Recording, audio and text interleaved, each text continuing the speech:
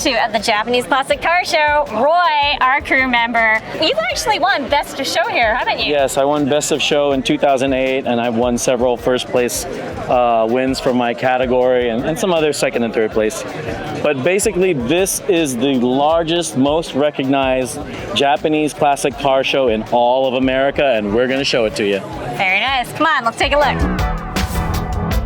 This was Toyota's attempt back in the 60s to compete against Volkswagen. Yeah. Yes, it actually stands for public car. That's what Publica is, but it just did not make it as much as Volkswagen did. What we have here is a car that only weighs 1,270 pounds, and it has a big bore Hayabusa engine in it that's putting out 305 horsepower to the transmission.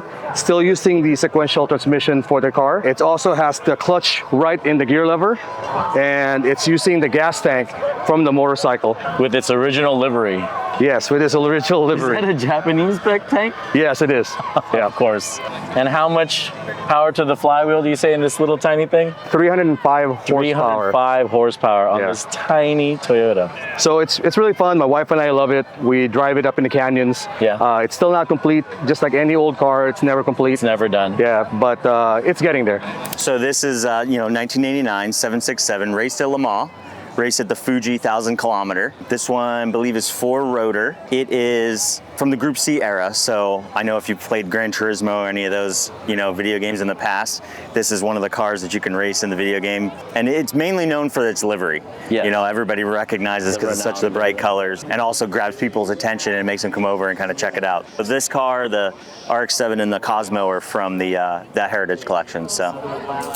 The main reason I'm into these trucks is because back when I was living in El Salvador, my grandpa used to have one of these. So he taught me how to drive one of these. I grew up around Japanese cars. Yeah. That's the reason why I love them. And that's the reason why I try to keep it as original as possible. So like I noticed over here, if we could go over to this camper shell, I mean, all this stuff had to be sourced and restored.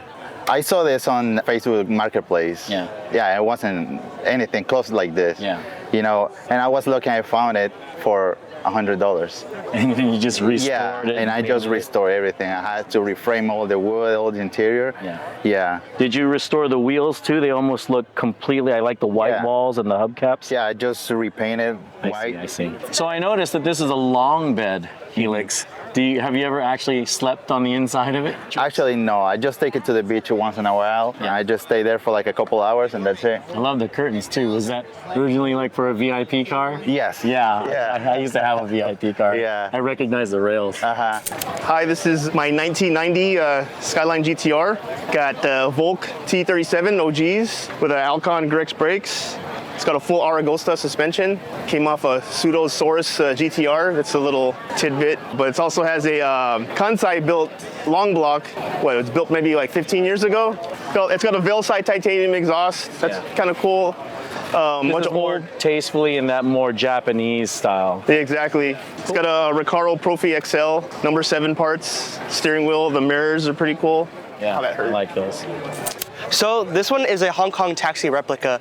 It's the same model taxi as Japan, but it's in the Hong Kong livery. But this originally, it was a driving school car from Japan. It was a learner's car. It's a stick shift 5-speed manual transmission. It has a turbo diesel 2.4 liter.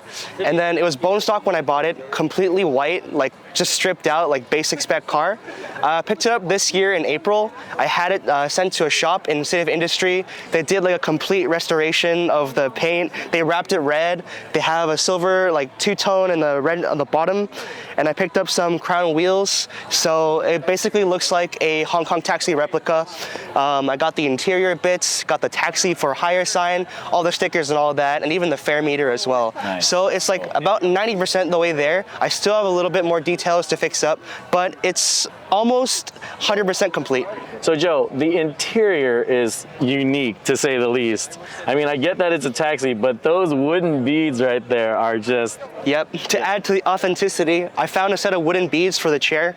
I mean, every Hong Kong taxi driver, has those beads. So, I thought it would be a little extra something to add the same thing for my car. You just need to find the air freshener that they all use. Oh yeah, I need the air freshener and like 10 phones in the dash, and that's what I'm missing, so. Awesome.